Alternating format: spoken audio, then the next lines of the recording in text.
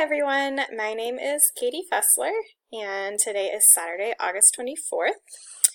Um, so I live in Charlotte, North Carolina, where I live with my little pup in a house with a nice big backyard for her to play in.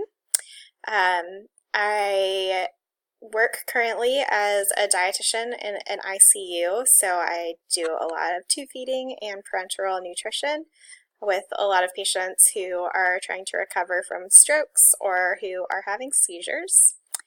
I, outside of work, like to dance or go to the gym or play with Millie. I have a sister who is actually currently in med school, and my parents live about a half an hour away in the town that I grew up in.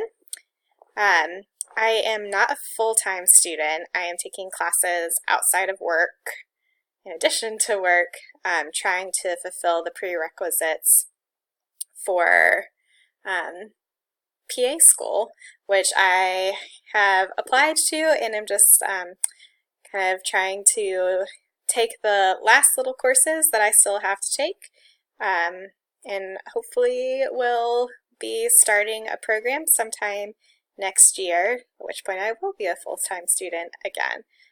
So I am looking forward to the semester with you all and wish everyone a successful semester.